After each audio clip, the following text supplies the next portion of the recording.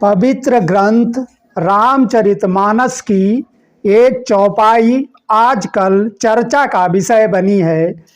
इस पे बहुत ज़्यादा डिबेट भी हो रही है, क्रिया प्रतिक्रिया लोग दे रहे हैं। बता दी कि त्रेता में भाषा, समय और एक आदर्श व सभ्य समाज स्थापित करने की जरूरत थी।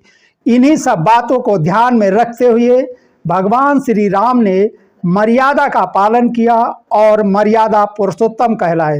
एक बेटा माँ बाप के साथ कैसा व्यवहार करे और समाज के साथ उसका कैसा व्यवहार हो, पति पत्नी में कैसा व्यवहार हो, सास बहू में कैसा व्यवहार हो, एक मानव को दूसरे मानव के साथ और पशु पक्षियों के साथ कैसा व्यवहार करना चाहिए, इन सब की सीख के लिए रामचरितमानस में विस्तार से वर्णन किया गया है।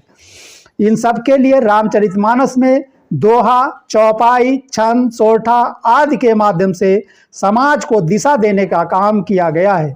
इसके साथ ही कोई भी भाषा बिना अलंकार के सुशोभित नहीं होती है और रामचरितमानस में भी सभी अलंकारों का प्रयोग हुआ होगा, जिसमें अतिशयोक्त अलंकार भी प्रयोग किया गया होगा, ऐसा लोगों का मानना है। चर्चा का विषय वाली चौपाई है ढोल गंवार सूद पशु नारी, ये है ताड़न के अधिकारी। अर्थात इसमें प्रताड़ना शब्द का कहाँ वर्णन किया गया है, जो लोग अनुमान लगाते हैं, अर्थ लगाते हैं। बुद्धिजीवियों द्वारा मिली जानकारी के अनुसार तारण का शब्दार्थ कड़ी निगरानी रखना है। चौपाई के कछु दिन करो अगिन मावासा, तब तक करो निशाचर नासा। इसका शब्दार्थ है कि निशाचरों का संहार करने से पहले भगवान श्री राम ने सीता जी को अग्नि देवता को समर्पित कर दिया था। अर्थात सीता जी का हरण हुआ ही नहीं था, वो तो भगवान श्री राम की माया थी जो सीता हरण दिखाया गया है। दूसरी तरफ मैंने बुद्धिजीवियों और धर्म के ठेकेदारों से पूछा कि मंदिर किसे कहते हैं। इसका जवाब मिला कि जहाँ भगवान का वास हो उसे मंदिर कहते हैं। मैंने कहा मैं इस बात को नहीं मानता हूँ, और जहाँ निशाचर का वास उसको मंदिर कहते हैं। हमारी इस बात पर बुद्धिजीवी और धर्म के ठेकेदार लड़ाई झगड़े पर उतार आए, क्योंकि उन्होंने सही ढंग से रामचरितमानस को पढ़ा ही नहीं है। वही लोग लड़ाई झगड़ा करते के लिए तैयार रहते हैं जो लोग रामचरितमानस को पढ़ते नहीं हैं। जब बात नहीं बनी तो उनको रामचरितमानस की चौपाई बताया।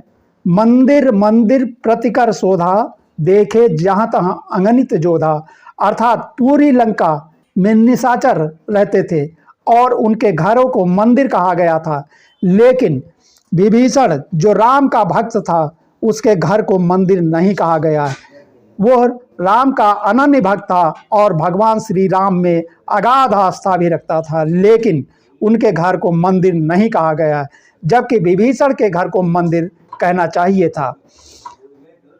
उधर कहा किया गया है विभीषण के घर को भुवन एक पुण्य दीख सुहावा, हरि मंदिर तहाँ भिन्न बनावा। रामायुध अंकित ग्रह शोभा बरन न जाए, नव तुलसी का वृंद तहाँ देख रस का पिराए।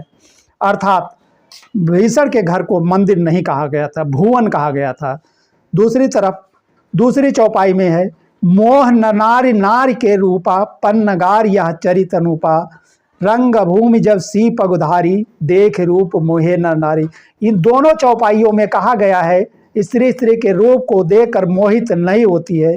दूसरी चौपाई में कहा गया सीता जी जब रंगशाला में प्रवेश किया उस समय स्त्री और पुरुष दोनों मोहित हो गए थे। यह सब विवाद का विषय नहीं है। अपनी अपनी आस्था के अनुसार रामचरितमानस की चौपाई को लोग समझते हैं और धारण करते हैं। कहा गया है कि जाकी रही भावना जैसी, तिन देखी प्रभु मूरति तैसी। बता दें कि अयोध्या में मंदिर, काशी में काशी विश्वनाथ कॉरिडोर और मथुरा में भगवान श्री कृष्ण को लेकर बीजेपी जितना धर्म का जोर शोर से प्रचार करती है और एहसान दिखाती है कि हमने भगवान का काम कर दिया है, तो यह उसकी बहुत बड़ी भूल है, क्योंकि भगवान आस्था का केंद्र है, ना कि प्रचार प्रसार के लिए। और उन नादान लोगों को बता देना चाहते हैं कि भगवान हर जगह है। यहाँ तक कि हरदोई में कोई मंदिर नहीं था जहाँ भक्त प्रहलाद की रक्षा के लिए भगवान ने नरसिंह का रूप धारण किया था। वहाँ कोई अयोध्या, काशी, मथुरा नहीं था। वहाँ सिर्फ आस्था थी, इसलिए भगवान ने भक्त प्रहलाद की रक्षा की। ये भी कहा गया, तुच्छ ज्ञान हमेशा दुखदाई होता है, ऐसा लोगों का मानना है। एक चौपाई अंत में बता रहे हैं, उनको ध्यान से सुनिए। भगवान श्री राम ने कहा था, निर्मल जन मन सो मोहि पावा, मोहि कपट छल छिद्र न भवा। अर्थात हमारा भक्त वही हो सकता है जिसका मन निर्मल हो और छल कपट वाले शरीर में एक भी रोए को पसंद नहीं आता है, और वो हमारा भक्त नहीं हो सकता है। दूसरी तरफ कहा गया कि पूजा करना है तो कहीं जाने की जरूरत नहीं है। अयोध्या, मथुरा, काशी सब घर में विद्यमान है। अपने माँ बाप की पूजा करिए, जैसा भगवान श्री राम ने किया था और भगवान श्री गणेश ने किया था, जिसके कारण आज भी अग्र पूजा की जाती है। मानव सेवा और जीवों पर दया करना सबसे बड़ा धर्म है। इसी के साथ हम इस वीडियो को समाप्त करते हैं।